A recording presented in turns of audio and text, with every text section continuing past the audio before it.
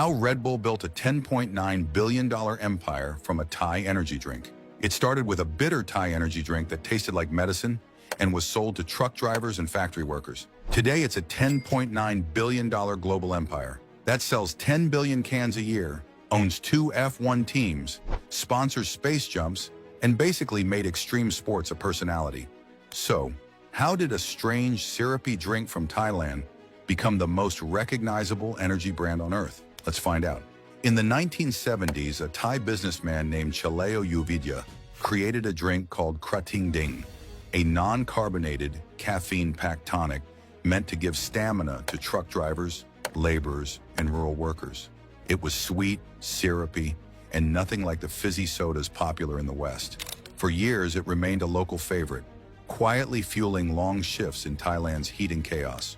But in the early 1980s, fate intervened when an Austrian toothpaste salesman named Dietrich Mateschitz visited Thailand for work. Battling jet lag, he tried Krating Ding, and it worked. But more than that, it sparked something bigger. He didn't just feel energized. He saw a global brand waiting to be born. In 1984, Chaleo and Mateschitz struck a deal.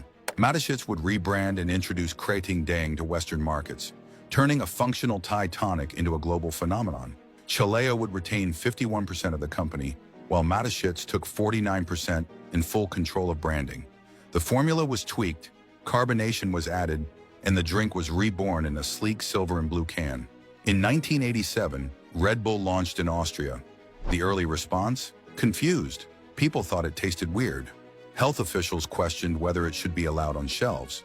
But Mateschitz wasn't trying to win taste tests. He wasn't just selling caffeine. He was selling a lifestyle.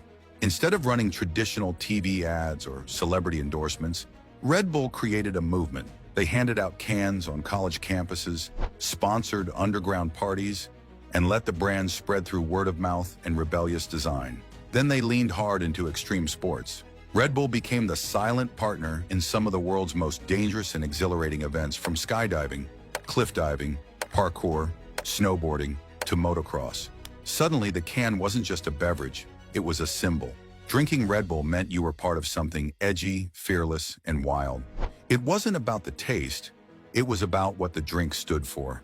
As the brand grew, Red Bull didn't just market itself, it built its own media and sports empire.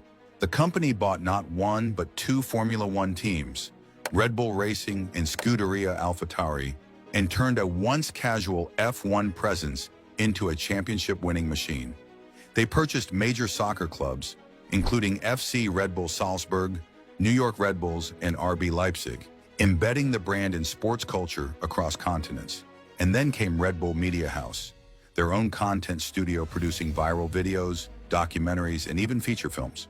Red Bull didn't need to place its logo in extreme sports clips. It created the clips. It became the lens, the platform, the adrenaline. And here's the genius part. Red Bull is one of the most expensive energy drinks per ounce. It's not the cheapest. It's not even the best tasting, depending on who you ask.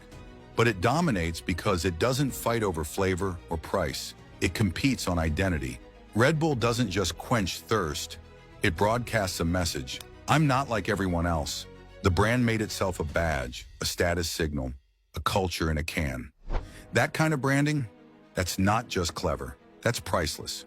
From a small Thai pharmacy counter to a $10.9 billion empire with its own racing teams, media house, and global cult following, Red Bull didn't just give people wings. It flew past every rule in the book and made its own sky. Here's a quick question. Do you feel Red Bull really gives you energy, or is it just a marketing tactic?